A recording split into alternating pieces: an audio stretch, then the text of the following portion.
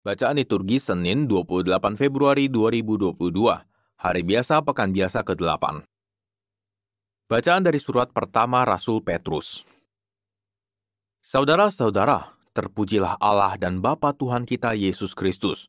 Berkat rahmat-Nya yang besar, kita telah dilahirkan kembali oleh kebangkitan Yesus Kristus dari antara orang mati. Kita lahir untuk hidup penuh harapan dan untuk memperoleh suatu warisan yang tidak dapat binasa, yang tidak dapat cemar, dan yang tidak dapat layu, yang tersimpan di surga bagi kalian.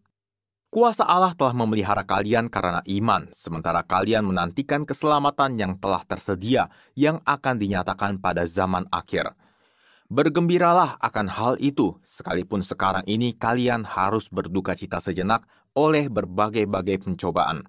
Semuanya itu dimaksudkan untuk membuktikan kemurnian imanmu, kalian yang jauh lebih tinggi nilainya daripada emas yang fana, yang diuji kemurniannya dengan api, sehingga kalian memperoleh puji-pujian, kemuliaan, dan kehormatan pada hari Yesus Kristus menyatakan dirinya. Sekalipun kalian belum pernah melihat Dia, namun kalian mengasihinya. Kalian percaya kepada Dia, sekalipun kalian sekarang tidak melihatnya. Kalian bergembira karena sukacita yang mulia dan yang tidak terkatakan, karena kalian telah mencapai tujuan iman, yaitu keselamatan jiwa kalian. Demikianlah sabda Tuhan, syukur kepada Allah. Selama-lamanya Tuhan ingat akan perjanjiannya. Selama-lamanya Tuhan ingat akan perjanjiannya.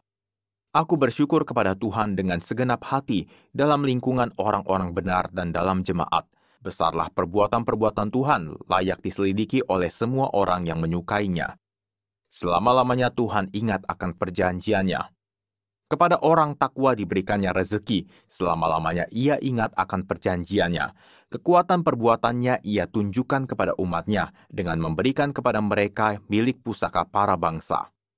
Selama-lamanya Tuhan ingat akan perjanjiannya.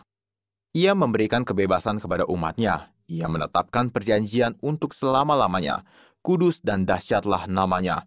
Dia akan disanjung sepanjang masa. Selama-lamanya Tuhan ingat akan perjanjiannya. Haleluya, haleluya. Yesus Kristus telah menjadi miskin sekalipun Ia kaya, supaya kalian menjadi kaya berkat kemiskinannya. Haleluya, haleluya. Inilah Injil suci menurut Markus, dimuliakanlah Tuhan. Pada suatu hari, Yesus berangkat meneruskan perjalanannya. Maka datanglah seorang berlari-lari mendapatkan Dia dan sambil bertelut di hadapannya, ia bertanya, "Guru yang baik, apa yang harus kuperbuat untuk memperoleh hidup yang kekal?" Yesus berkata kepadanya, "Mengapa kau katakan aku baik? Tak seorang pun yang baik selain Allah. Engkau tentu mengetahui segala perintah Allah. Jangan membunuh, jangan berzina, jangan mencuri, jangan mengucapkan saksi dusta, dan jangan mengurangi hak orang. Hormatilah ayahmu dan ibumu." Kata orang itu kepada Yesus, "Guru, semuanya itu telah kuturuti sejak masa mudaku." Tetapi Yesus memandang dia dan menaruh kasih kepadanya, lalu berkata kepadanya, "Hanya satu lagi kekuranganmu.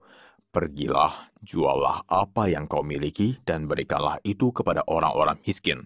Maka engkau akan memperoleh harta di surga. Kemudian datanglah kemari dan ikutlah aku." Mendengar perkataan Yesus, orang itu menjadi kecewa, lalu pergi dengan sedih sebab banyaklah hartanya. Lalu Yesus memandang murid-murid di sekelilingnya dan berkata kepada mereka, "Alangkah sukarnya orang yang beruang masuk ke dalam kerajaan Allah." Murid-murid tercengang mendengar perkataannya itu, tetapi Yesus menyambung lagi, "Anak-anakku, alangkah sukarnya masuk ke dalam kerajaan Allah. Lebih mudah seekor unta melewati lubang jarum daripada seorang kaya masuk ke dalam kerajaan Allah." Para murid semakin gempar dan berkata seorang kepada yang lain, "Jika demikian, siapakah yang dapat diselamatkan?" Yesus memandang mereka dan berkata, "Bagi manusia hal itu tidak mungkin, tetapi bukan demikian bagi Allah. sebab bagi Allah segala sesuatu adalah mungkin. Demikianlah sabda Tuhan, terpujilah Kristus.